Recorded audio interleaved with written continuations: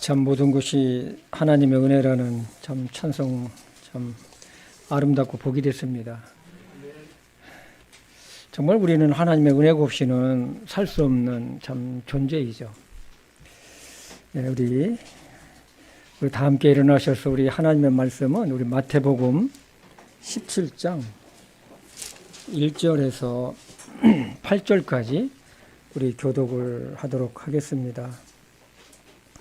마태복음 17장 1절에서 8절까지입니다. 엿새뒤에 예수님께서 베드로와 야고보와 그의 형제 요한을 취해 따로 그들을 데리고 높은 산으로 올라가사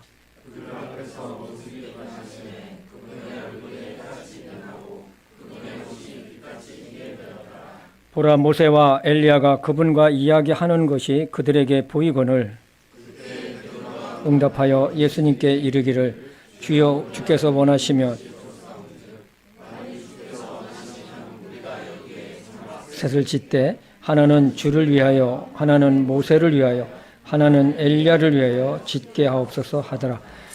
그가 아직 말할 때에 보라, 빛나는 구름이 그들을 덮더니 보라, 그 구름 속에서 한 음성이 나서 이르시되 이 사람은 내 사랑하는 아들이라. 내가 그를 매우 기뻐하노니 너희는 그의 말을 들으라 하시므로 제자들이 그 음성을 듣고도 얼굴을 대고 엎드려 심히 두려워하더라. 예수님께서 나와 그들에게 손을 대시며 이르시되 일어나라, 두려워하지 말라 하시매 그들이 눈을 들어 오직 예수님 외에는 아무도 보이지 아니하더라. 아멘. 기도하겠습니다. 살아계신 하나님 아버지, 정말로 험하고 이 악한 세상에서 우리를 참 구원해 주신 것 진심으로 감사합니다. 그리고 주님의 몸된 교회를 세워주셔서 우리를 구원하신 하나님을 예배하며 찬양하며 하나님께서 주시는 귀한 말씀을 우리가 들으며 우리의 영혼을 소생시켜 주시고 힘을 받게 해주시고 우리의 남은 인생을 주님과 함께 걸어갈 수 있도록 도와주신 것 진심으로 감사합니다. 아버지 하나님, 오늘 마태복음 17장 1절에서 8절 말씀을 가지고 주님께서 전해 주시고자 하는 음성을 우리가 듣기를 원합니다. 전하는 자나 받는 자가 한 마음이 돼서 이 말씀을 받고 우리의 삶이 변화를 이루고 하나님께 영광된 삶을 살아갈 수 있도록 도와주시옵소서. 성령 하나님께 이 모든 것을 의탁합니다. 예수님의 이름으로 기도했습니다. 아멘. 자리에 앉아주십시오. 우리가 하나님의 말씀을 예배 시간에 이렇게 일어나서 이렇게 봉독하는 이유가 있어요. 그것은 뭐냐면 우리가 하나님의 말씀을 대하는 마음의 자세를 우리가 귀하기 때문에, 말씀이 귀하기 때문에 읽습니다. 앉아서 우리가 이렇게 말씀을 이렇게 읽을 수도 있어요. 그러나 우리가 하나님의 말씀을 참 귀하게 여긴다는 것을 우리가 나타내기 위해서 하는 거기 때문에 큰 의미는 없습니다. 2주 전인가에 제가 참 신문에서 참 희한한 것을 봤어요. 그것이 뭐냐면은 일본의 한 절간에서 있었던 그 사진이었었는데 그 로봇가 딱 서 있는데 사람처럼 생긴 로봇인데 그 앞에서 일본 사람들이 절을 하고 그 로봇한테 절을 하고 그 로봇가 전하는 설법을 듣는 거였어요. 저는 그것을 참 보면서 생명이 있는 사람이 생명이 없는 자에게 그 절을 하고 그 설법을 듣는 거예요. 그것을 보면서 무슨 생각이 들었냐면은 나중에는 AI 인공지능 목사도 태어날 수도 있지 않은가 하는 생각이 들었습니다. 사람들의 지식은 하나님의 창조에 도전하는 바벨탑을 계속 쌓고 있어요. 사람들이 이렇게 쌓다 보면 나중에는 어디까지 갈지 참 두려움이 있었어요. 세상이 마지막 끝을 향해 막바지 스피드를 내는 것 같았습니다. 지난달 1월 20일 날 스위스 다보스 포럼에서 UN 세계 보건기구 WHO는 세계가 그 사무총장이 세계가 앞으로 코로나19보다도 20배나 더 강한 심각한 호흡기 질환 전염병에 직면할 수 있기 때문에 이것을 대비해야 된다고 그 사무총장이 이야기를 했습니다. 여러분들이 구글이나 이런 데다가 질병 X를 딱 치시면 아마 이게 나올 거예요. 그래서 이 바이러스를 알 수 없기 때문에 질병 X로 이름을 붙였어요. 만약 이 질병이 만약에 출현한다면 이 세상은 어떻게 될까요? 코로나 때 전 세계적으로 약 700만 명이 숨졌다고 그래요. 현재 벌어지고 있는 지구상의 전쟁과 이 경제적인 어려움, 인공지능 AI의 등장, 지구온난화로 인한 이상기후, 바이러스 경고 등은 예수님의 재림이 상당히 가까이 온 것을 부정할 수는 없을 것입니다. 늘 참 말씀드리지만 하나님이 빠진 개인, 하나님이 빠진 사회, 하나님이 빠진 가정, 이것은 마치 짙은 안개 속에서 브레이크 없이 앞만 보고 달리는 저 앞에 낭떠러지가 있는 줄도 모르고 그냥 달려가는 거예요. 자신의 육체의 삶을 위해 목숨을 걸다시피 살아가는 사람들에게 무엇을 기대할 수가 있겠습니까? 아무것도 없어요. 예수님께서 오병이에 의해 기적을 행하셨을 때 사람들은 환호했어요. 환호했어요. 이분이 우리의 왕이 됐으면 좋겠다. 정말로 예수님이야말로 우리의 먹고 사는 문제를 해결할 수 있는 유일하신 분이다 해가지고 사람들이 오병이에 의해 기적을 경험하고 나서는 예수님을 그렇게 많이 따랐어요. 그 밤에 예수님은 갈릴리 호수 그 건너편으로 가셨어요. 이 많은 사람이 아침에 돼가지고 예수님을 찾았지만 예수님이 보이지를 않는 거예요. 그래서 확인해 보니까 예수님이 호수 건너편으로 가셨다는 거예요. 많은 사람들은 갈릴리 호수를 건너서 예수님을 아주 쫓아왔어요. 그리고 그들은 예수님에게 랍비요, 언제 이곳에 오셨습니까? 라고 묻습니다. 예수님은 그들에게 너희들이 나를 찾는 것은 빵을 먹고 배불렀기 때문이라. 예수님은 그들에게 썩어 없어지는 양식을 위해 수고하지 말고 영존하는 생명, 영생에 이르도록 수고하라. 그것을 내가 너희에게 주겠노라고 말씀하셨습니다. 이 사람들이 얼마나 똑똑한지 몰라요. 내가 그것을 주겠다고 하니까 예수님, 이 빵을 항상 우리에게 주십시오. 항상. 예수님은 빵을 항상 요구하는 그들에게 이런 말씀을 하셨어요. 요한복음 6장 33절입니다. 예수님께서 그들에게 이르시되 내가 곧 생명의 빵이니 내게 오는 자는 결코 줄이지 아니할 것이요 나를 믿는 자는 결코 목마르지 아니하리라. 예수님은 당신 자신이 생명의 빵이라고 하셨어요. 나를 믿는 자는 줄이지 않고 영원히 목마르지 않는다고 하셨습니다. 그리고 영존하는 생명이 당신에게 있다고 말씀을 하셨습니다. 이 말씀은 눈에 보이는 물질과 양식만을 추구하는 자들에게는 도무지 이해가 할 수가 없었습니다. 아마도 예수님이 그 말씀하셨을 때 이 말씀이 도대체 무슨 말인가? 눈만 멀뚱멀뚱 뜨고 있지 않았는가 생각이 듭니다. 예수님은 더 놀라운 말씀을 하십니다. 요한복음 6장 51절입니다. 나는 하늘로부터 내려온 살아있는 빵이니 사람이 이 빵을 먹으면 영원히 살리라. 내가 주고자 하는 빵은 곧 세상의 생명을 위해 내가 주고자 하는 내 살이로다 하시니라. 이 말씀을 예수님께서 하시자 유대인들은 자기들끼리 막 싸움이 시작됐어요. 일어났어요. 예수님이 자신이 하늘에서 내려온 살아있는 빵이라고 말에 충격을 받았던 것이죠. 아니, 어떻게 사람이 살아있는 빵이야? 이게 말이야? 도대체 이게 무슨 말이야? 이런 그들에게 예수님은 더 이해가 되지 않는 그런 말씀을 하십니다. 요한복음 6장 54절에서 56절입니다. 누구든지 내 살을 먹고 내 피를 마시지 않는 자에게는 영원한 생명이 있나니 마지막 날에 내가 그를 일으키리라. 내 살은 참으로 양식이요 내 피는 참으로 음료이니 내 살을 먹고 내 피를 마시는 자는 내 안에 거하고 나도 그 안에 거하느니라. 얼마나 어려운 말씀이겠습니까? 이게 이해가 됩니까? 이 말씀을 옆에서 듣고 있던 제자들도 그 당시에 이해가 되질 않았어요. 예수님께서 하신 말씀이 너무 어려웠어요.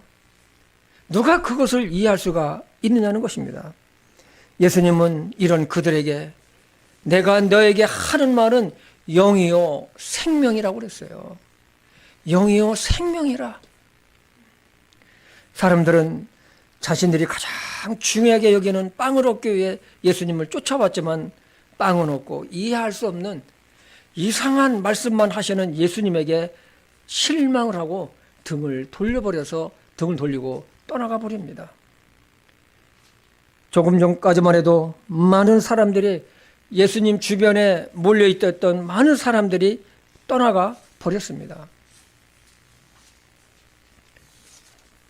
조금 전까지 북적였지만 주변은 이제 예수님과 예수님의 제자들만이 덩그러니 남아 있습니다. 예수님은 그들의 제자들에게 질문을 하셨어요. 너희도 떠나가려느냐? 예수님의 이런 질문에는 참으로 안타까움이 묻어 있습니다. 너희도 떠나가려느냐? 오늘날 예수님을 믿는다고 하는 사람들이, 하나님을 예배드리고 하던 이런 사람들이 이런 이유 저런 이유로 주님을 떠나가는 사람들이 주변에는 많이 있습니다. 정말로 육신적인 것만 생각하고 영적인 것을 생각하지 않고 다 떠나가요. 예수님의 말씀을 들은 베드로가 확실한 믿음의 그 유명한 말을 하게 되죠. 요한복음 6장 67절에서 68절입니다. 이것은 같이 읽어볼까요? 시작. 이에 예수님께서 열둘에게 이르시되 너희도 가려느냐 하시니 그때에 시몬 베드로가 그분께 대답하되 주여 영원한 생명의 말씀들이 주께 있사온데 우리가 누구에게로 가리이까? 베드로가 이 말씀을 했어요. 영원한 생명의 말씀들이 예수님께 있는데 우리가 어디로 가겠습니까? 오늘날도 예수님은 질문을 하십니다. 너도 떠나가려느냐? 디모데후서 4장 10절에 보면 사도 바울의 안타까운 마음의 고백이 있습니다. 한때 주님을 사랑하고 사도 바울 자신과 함께 사역에 동참하고 함께했던 데마가 사도 바울을 떠나 세상으로 가버렸습니다. 그 말씀에 보면 데마는 현재의 이 세상을 사랑하여 나를 버리고 데살로니가로 떠났고, 이 데마가 구원을 잃어버린 것은 아니에요. 그러나 데마가 현재의 이 세상을 사랑해서 나를 버렸다는 거예요. 나를 버렸다는 것은 주님을 버렸다고 해서 구원이 떨어져 나간 것은 아니죠. 데마가 세상으로 흘러가 버렸다는 거예요. 물질과 세속적인 것을 따라 세상으로 갔다는 것이죠. 여러분은 어떻게 생각하십니까? 현재의 이 세상을 따라가겠습니까? 아니면 영원한 생명이신 예수님을 따라가겠습니까? 지난 주일날 시원스쿨에서 젊은 직원들을 예배를 하면서 그랬어요. 다 20대, 30대잖아요. 여러분들은 젊지만 나이 들어가 보니까 정말 사람처럼 불쌍한 존재가 없다고 생각합니다. 왜냐하면 정말 이렇게 열심히 그냥 살지만은 이렇게 살다가 나이가 들면 왜 이렇게 아픈 데가 자꾸 생겨요? 이쪽도 고장나고 이쪽에 고장나서 또 수리를 해놓으면 또 다른 데가 또 고장나고 이빨도 아프고 기도 약하고 그냥 여러 가지들이 막 와요. 이것 떼고 저것 떼고 하다가 나중에는 고칠 수가 없으면 이제 이 세상을 떠나가는 것이 우리의 인생이 아니겠습니까? 이것을 보면 정말로 불쌍하다 그랬더니 20대, 30대 이 젊은이들이 고개를 끄덕끄덕 대더라고요. 오늘 말씀에 예수님은 베드로, 야고보와 그의 형제인 요한을 데리고 높은 산으로 올라가셨어요. 예수님께서 제자들을 데리고 높은 산에 가신 이유는 조용한 곳을 찾아서 기도하러 올라가셨어요. 우리 누가복음 9장 28절과 29절을 보겠습니다. 이 말씀들을 하신 뒤에 여드레쯤 되어 그분께서 베드로와 요한과 야고보를 취해 기도하러 산에 올라가시더라. 그분께서 기도하실 때에 그분의 얼굴 모습이 변하고 그분의 옷이 시게 되어 눈부시게 빛나더라. 예수님은 산에 올라가셔서 하신 일이 있었어요. 바로 기도예요. 예수님은 제자들을 데리고 기도하시러 가셨던 것입니다. 함께 기도하자. 기도하시는 중에 예수님의 모습이 오늘 우리가 본문 읽은 말씀처럼 변화되셨어요. 여러분, 이것은 우리들에게 대단한 교훈을 예수님께서 우리들에게 주고 계세요. 예수님께서 기도 가운데 변하신 것처럼 기도는 우리의 내면의 모습을 변화시켜요. 기도하지 않으면 사람이 변하지가 않아요. 아무리 예수님 잘 믿는다고 하고 예배생활 충실히 해도 기도하지 않으면 변하지가 않아요. 기도하지 않으면 기도 응답도 없어요. 마음이 변해야 생각과 행동도 변하는 것이 아니겠습니까? 예수님은 제자들에게 기도의 본을 보여주셨어요. 우리가 기도에 게을르지 말아야 하는 이유는 기도 없이는 변화도 없기 때문에 그런 거예요. 회개도 뭡니까? 기도의 열매로 맺어지는 것이 아닙니까? 기도 없이 회개가 이루어집니까? 아니에요. 모든 믿음의 사람들은 기도로 하나님 앞에 무릎을 꿇었어요. 기도는 저 깊은 우리 내면에서 시작이 되는 거예요. 마음은 눈에 보이지 않는 나의 가장 깊은 중심입니다. 이 마음은 해부를 해도 없어요.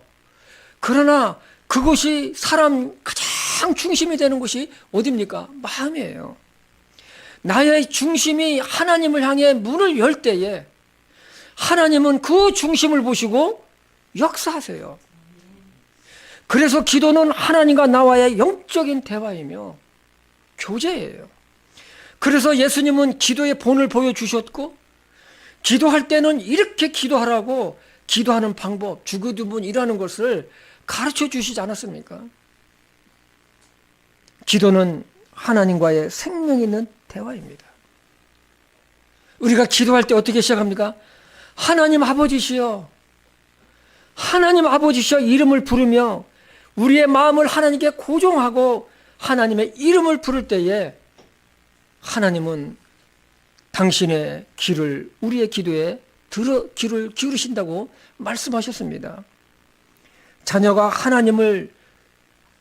아버지를 부를 때 귀를 막고 모르는 자는 부모는 없습니다. 그래서 우리는 기도해야 돼요. 예수님께서 제자들을 데리고 가신 이유 중에 하나가 여기 있는 거예요. 사실 예수님은 기도 안 하셔도 돼요. 왜냐하면 그분은 아들 하나님이시잖아요. 기도 안 하셔도 돼요. 그러나 예수님은 기도의 본을 보이셨어요. 그러나 안타까운 것은 예수님이 기도하실 때에 3명의 제자는 잠을 자버렸어요. 아유, 어쩌면 나의 모습들이 이럴 때가 있는데 잠을 자버렸어요. 자다가 순간 놀라 깨어보니 예수님의 모습은 좀 전에 있던 그런 예수님의 모습이 아니고 영광 가운데 변하신 그 자체였고 모세와 엘리야와 대화하는 것이 이 제자들의 눈에, 이 베드로와 이 제자들의 눈에 푹 들어왔어요. 그야말로 환상 그 자체였어요. 예수님은 기도하시는 가운데 이렇게 변하셨던 것입니다. 어떠한 모습으로 변하셨을까요? 오늘 본문 말씀 17장 2절입니다. 같이 읽어볼까요? 그들 앞에서 모습이 변하심에 그분의 얼굴이 해같이 빛나고 그분의 옷이 빛같이 희게 되었더라. 예수님의 현재 모습은 조금 전에 그 모습이 아니었었습니다. 예수님의 얼굴은 해같이 빛났다고 그랬어요. 해같이 빛났다고 하는 것은 예수님의 얼굴에서 신비한 광채가 나는 것을 말합니다. 사람의 얼굴에서는 날 수 없는 광채입니다. 이것은 예수님이 완전하신 사람이지만 하나님이심을 나타내시는 것입니다. 하나님이 아니고서는 이런 모습으로 변하실 수도 없거니와 얼굴에서 그러한 광채가 날 수도 없습니다. 이러한 모습은 제자들에게 당신은 하늘에서 내려오신 메시아임을 증거를 하고 계셨습니다. 나는 사람으로 하늘에서 온 메시아다, 구원자이다를 예수님은 제자들에게 보여주셨던 것입니다. 예수님의 옷도 빛같이 희게 변했습니다. 희게 변했다는 것은 누가복음에서는 눈부시게 빛났다고 그랬어요. 눈부시게 빛났다. 이렇게 변하신 예수님의 모습을 보고 제자들은 놀랐어요. 시라는 것은 죄가 전혀 없으신 예수님의 신성을 나타내기도 합니다. 훗날 사도여운 성령님의 영감으로 요한복음을 기록하면서 자기가 본 이 영광을 이렇게 기록했어요. 요한복음 1장 14절입니다. 말씀이 육신이 되어 우리 가운데 거하심에 우리가 그분의 영광을 보니 아버지의 독생하신 분의 영광이요 은혜와 진리가 뭐라고요? 충만하더라. 충만하더라. 성도 여러분, 우리가 오늘 말씀에서 변하신 예수님의 모습을 상상한다면 여러분 어떻습니까? 하나님의 영광과 은혜와 진리가 충만함을 느끼지 않습니까? 정말 그렇습니다. 예수님은 하나님의 영광에 비치시며 은혜와 진리가 충만하신 분이십니다. 그래서 예수님은 당신 안에 거하는 자에게는, 즉 하나님의 말씀을 따라 사는 자에게는 은혜를 베푸시고 진리 가운데 거하게 하신다고 말씀하셨습니다. 예수님의 얼굴에서 나오는 광채는 모세가 시내산에서 십계명을 받아가지고 내려올 때의 얼굴을 빛났다고 했는데 그것과는 근본적으로 다릅니다. 모세는 십계명을 받고 하나님의 영광을 가까이 함으로 하나님의 영광이 그 얼굴에 투영된 빛에 불과할 뿐입니다. 그래서 모세가 얼굴을 자기 수건으로 가렸을 때에 그 빛도 가려워졌다고 했습니다. 그러나 예수님의 광채는 예수님 몸 전체에서 나오는 영광의 광채 그 자체에 있었어요.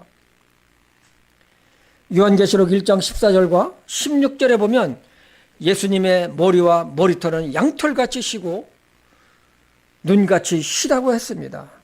16절에서는 예수님의 용모는 해가 세차게 빛나는 것 같다고 기록되어 있습니다. 이 빛은 하나님의 영광의 빛입니다. 장차 우리가 갈 천국도 해와 달이 없이 하나님으로부터 나오는 영광의 빛이 가득할 것입니다. 어둠이라는 전혀 없습니다. 그런데 이렇게 변하신 예수님 앞에 두 사람이 보였는데 모세와 엘리야였어요. 예수님은 그들과 대화를 하고 계셨어요. 예수님께서 모세와 엘리야와 하신 대화 내용이 누가복음에 이렇게 기록되어 있습니다. 누가복음 9장 30절에서 31절입니다. 보라, 두 사람이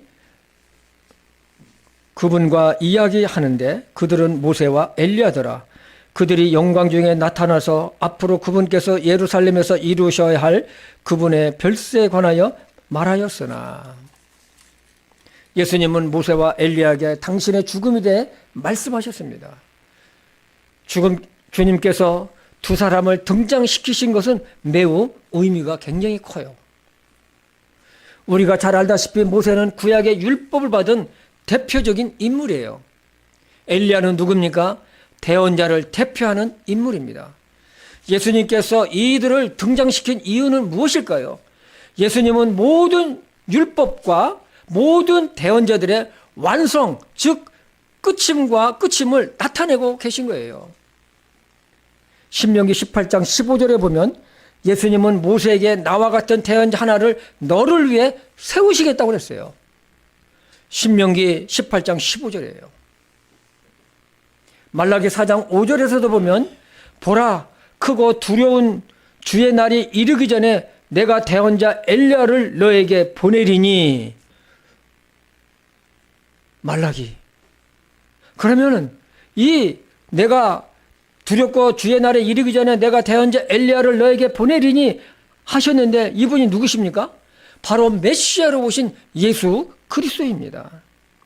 예수님은 성경의 기록대로 당신의 영광과 예루살렘에서 있을 십자가의 죽음의 의미를 지금 이 모세와 엘리야하고 대화를 하고 계시는 거예요.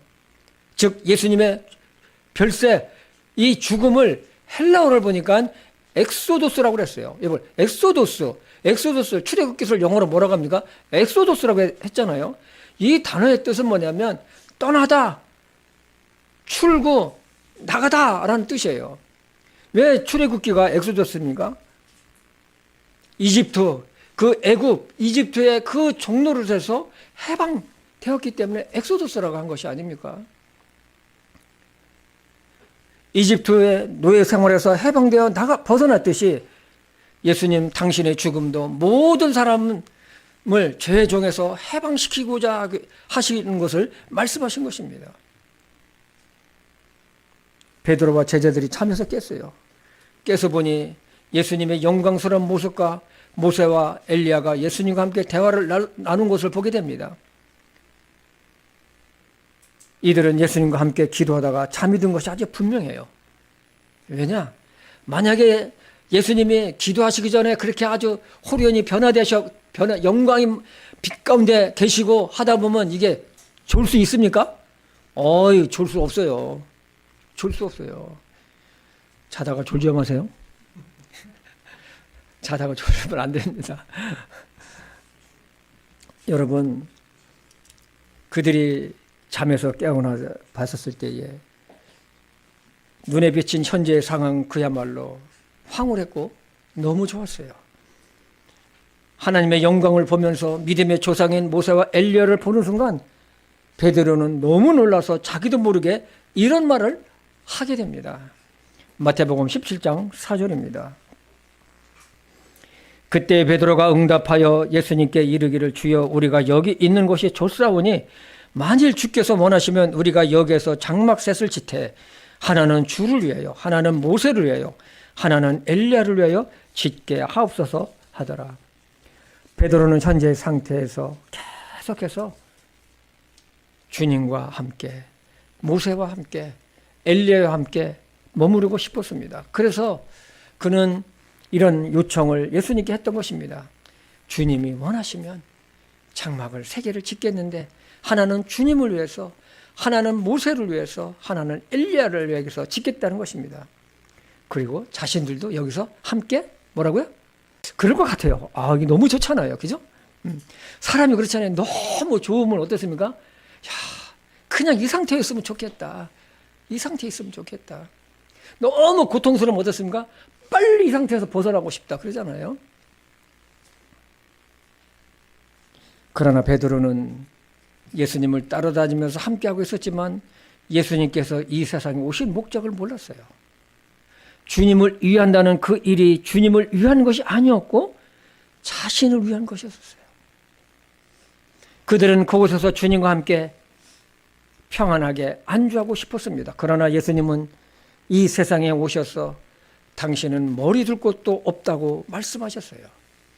마태복음 8장 19절에서 20절입니다.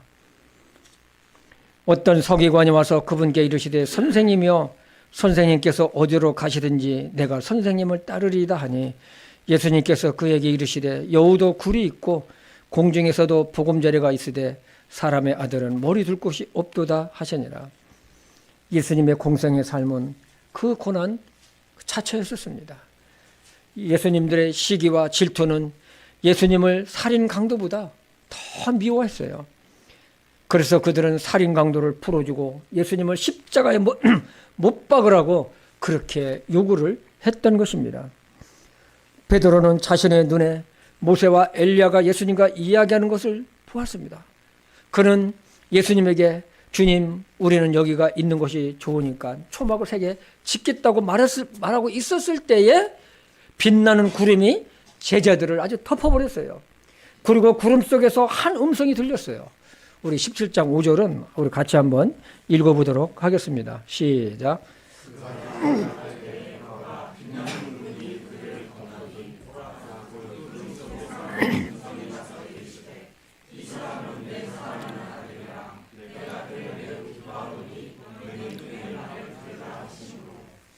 하나님은 베드로와 제자들에게 말씀하셨어요. 너 이상한 말, 자꾸 다른 말 하지 말고 예수님의 말씀을 너 잘 듣고 순종해라. 그거예요. 하나님께서 이 제자들에게 예수님의 말씀을 순종하라 하신 이유가 있어요. 아들 하나님으로 오신 예수님의 말씀은 곧 누구의 말씀입니까? 하나님의 말씀이었어요. 하나님의 말씀이기 때문에 예수님께서 하시는 말씀에 순종하라는 거예요. 그러면 왜 하나님은 예수님께서 하시는 말씀을 들으라고 하신 것일까요? 마태복음 16장에 보면 베드로는 자기 생각 속에서 주님을 따랐던 것을 보게 됩니다. 예수님은 제자들에게 내가 예루살렘에 가서 장로들과 수제사장들, 서기관들에게 고난을 당하고 죽임을 당할 것이지만 내가 3일 후에 셋째 날에 죽은 다음에 부활할 것이라고 말씀하시자 베드로는 예수님에게 이런 일이 결코 있으면 안 된다고 하면서 강하게 반발을 해버려요. 우리 마태복음 16장 22절을 보겠습니다. 그때의 베드로가 그분을 붙잡고 예수님을 붙잡고 예수님을 꾸짖기 시작하 이르되 주여 그럴 수 없나이다. 이 일이 결코 주께 임하지 아니하리다 하리니. 이런 일이 있으면 안 된다는 거예요. 어떻게 보면 막 큰 소리로 막 예수님께 아주 항의하듯이 한 것 같아요. 아니 예수님 이런 일이 어떻게 그런 말씀하십니까? 그런 일이 있으면 안 돼요. 있어서도 안 되고 합니다. 그런 일이 일어나지 않을 것입니다.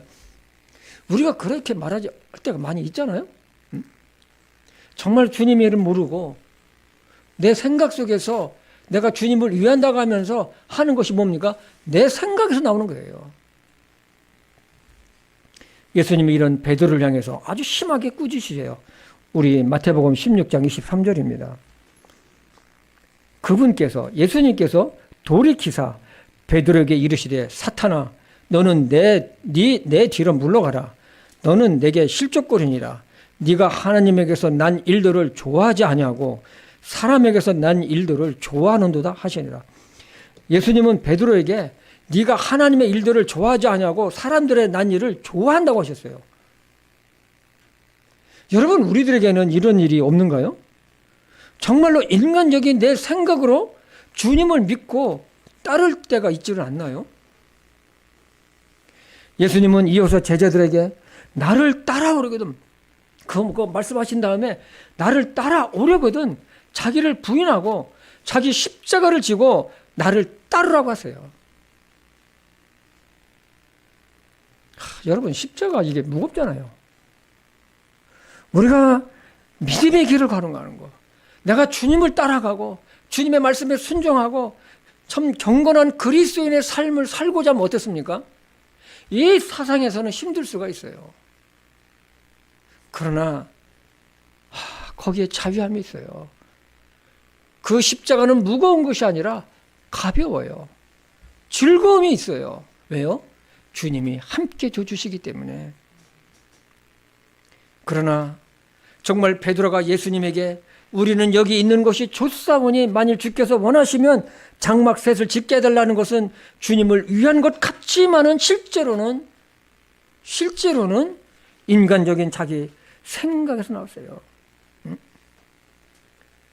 그리고 또 한 가지는 이 베드로는 이 예수님과 이 모세와 엘리야를 동급으로 같이 있고 싶었던 거예요. 같이 섬기고 싶었던 거죠. 같이. 또 한편으로는 베드로는 예수님의 육체의 죽음이 두려웠고 감당하기가 어렵기 때문에 그렇습니다. 베드로를 비롯한 3명의 제자들은 구름 속에서 들리는 하나님의 음성을 듣고 두려움에 떨었어요. 그리고 그 자리에 엎드렸어요. 자신들 앞에서 빛나는 광채로 변하신 주님의 모습, 그리고 구름 속에서 들려오는 하나님의 음성은 두려울 수밖에 없었던 것이죠. 그들은 감히 고개를 들지도 못하고 죽은 자처럼 엎드려져 있는 제자들에게 예수님은 다정하게 다가오셔서 말씀하셨어요. 마태복음 17장 7절입니다. 예수님께서 나와 그들에게 손을 대시며 이르시되 일어나라 두려워하지 말라 하시매.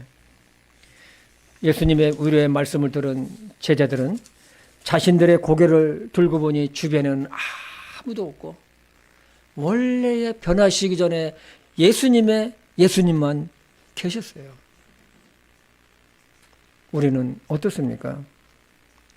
하나님 말씀에 순종하며 살기보다는 내 현실과 편리함을 쫓아 믿음 생활하지는 혹시 않습니까? 자기를 부인하고 자기 십자가를 지고 나를 따르라는 주님의 음성은 오늘도 저와 여러분에게 주님은 말씀하고 계세요. 우리는 삭막한 세상의 현실에 살고 있지만 그러나 미래에 만날 영광의 주님을 바라보며 살아가야 할 것입니다. 주님과 함께 복음을 위해 살아가야 하는 것입니다. 훗날 베드로는 이날 본 것을 이렇게 고백을 합니다. 베드로후서 1장 16절에서 17절입니다. 우리가 너희에게 우리 주 예수 그리스도의 권능과 오심을 알려줄 때에 교묘히 꾸며낸 이야기들을 따르지 아니했으며 우리는 그분의 위엄을 뭐라고요? 눈으로 본 자들이니라. 본 자들이나 뛰어난 영광으로부터 이러한 음성이 그분께서 나서 이르기를 이 사람은 내 사랑하는 아들이라 내가 그를 매우 기뻐하노라 하실 때에 그분께서 하나님 아버지로부터 존귀와 영광을 받으셨느니라. 하나님이 아들 하나님에게 하나님이신 예수 그리스도께 예수님에게 존귀와 영광을 돌렸다는 거예요. 그들은 이제 정신을 차리고 주님의 말씀에 순종하며 주님을 따라 산으로 내려와야 합니다. 모세와 엘리야를 생각할 것도 없어요.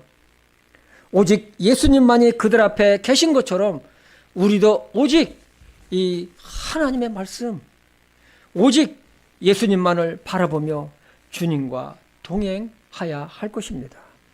그것이 우리가 사는 길이고 하나님이 기뻐하시며 하나님의 영광을 위해 사는 길이기 때문에 그렇습니다. 이 세상에 사는 동안 주님 외에 다른 것을 보면 실족해요. 실족해요. 뭐라고요? 여러분 세상 여러분 막 눈 돌려가지고 여러분 마음 아플 때가 얼마나 많아요. 사람에게 뒤통수 맞아가지고 그냥 막 실망해가지고 막 아파하고 막 내 뜻대로 안 돼서 막 아파하고. 주님은 산에서 내려오시니 하신 일이 있어요. 그것이 무엇일까요? 십자가의 길을 가셨어요. 우리도 주님을 따라 복음의 길, 복음 증거하는 길을 우리는 따라가야 할 것입니다. 우리가 즐기는 이 세상의 모든 것은 없어질 것이에요. 시간이 문제입니다. 오직 예수님만이 영원한 주님이 되십니다. 사람들은 이 세상에 머무는 동안 물질이나 사람을 의지할 때가 많이 있어요. 그러나 이러한 것을 의지하고 바라보면 반드시 실족하고 넘어지게 되어 있습니다. 베드로가 그렇게 대단하게 여겼던 모세도 엘리야도 다 사라졌어요. 다 사라졌어요. 오직 누구만 계셨습니까? 예수 그리스도. 예수님만이 그들에게 있는 것처럼 오직 예수님만이 우리의 하나님이시고 영원한 구원자시고 위로자시고 인도자시고 영원한 빛이 되시는 분이십니다. 우리가 주님 앞에 서는 날 나를 위해 수고한 이 세상의 모든 것들은 불에 타 없어지듯이 남는 것은 아무것도 없어요. 오직 주님만을 믿고 말씀에 순종하며 믿음으로 산 것 이외에는 무엇이 남을 수가 있겠습니까? 그러므로 우리는 하나님께서 난 일들을 기뻐하고 내 자신을 부인하며 예수님을 따르는 따르는데 따른 수고와 어려움을 우리는 기쁘게 받아들여야 할 것입니다. 그리고 영광 중에 다시 오실 예수 그리스도, 다시 오실 예수님의 재림하실 예수님께서 우리들에게 주실 이 보상, 상급을 기억하며 우리는 살아가야 할 것입니다. 제자들이 눈을 들어보니 오직 예수님 외에는 아무도 보이지 않다라고 하시는 말씀이 성도님들과 저희 마음속에 깊이 새겨지기를 주님의 이름으로 축복합니다. 우리 마태복음 16장 24절에서 26절을 읽고 마치겠습니다. 같이 읽을까요? 시작. 그때에 예수님께서 자기 제자들에게 이르시되 어떤 사람이 나를 따라 오려거든 자기를 부인하고 자기 십자가를 지고 나를 따를지어다. 누구든지 자기 생명을 구원하려 하는 자는 그것을 잃을 것이요 누구든지 나로 인해 자기 생명을 잃으려 하는 자는 그것을 찾으리라. 사람이 온 세상을 얻고도 자기 혼을 잃으면 그것이 무슨 유익이 있긴 있느냐? 혹은 사람이 무엇을 줘 자기 혼을 대신하게 하겠느냐? 아멘. 기도하겠습니다. 아버지 하나님, 오늘 귀한 말씀으로 저희들에게 도전해 주셔서 진심으로 감사합니다. 우리가 이 세상에 살아가면서 우리의 생명을 위해서 혼신을 해서 달려가고 있지만, 그러나 예수 그리스도가 우리 삶 속에서 얼마나 귀한 분인지 우리는 생각하고 있는지 이 시간 다시 한번 돌아봅니다. 아버지 하나님, 오직 예수님만 외에는 보이지 않은 것처럼 우리가 이 세상을 나그네 같은 삶을 살아가게 도와주시옵소서. 이 세상에 목적을 두지 않게 도와주시고 오직 예수님만을 위해서 살아가는 믿음의 사람들이 되게 도와주시옵소서. 사람이 온 세상을 얻고도 자기 혼을 잃으면 그것이 무슨 유익이 있느냐고 말씀하신 것처럼 우리도 주님과 함께 복음의 길, 복음 증거하는 삶을 살며 자기의 십자가를 지고 주님을 따라가는 믿음의 사람들이 되게 축복해 주시옵소서. 예수님의 이름으로 기도했습니다. 아멘.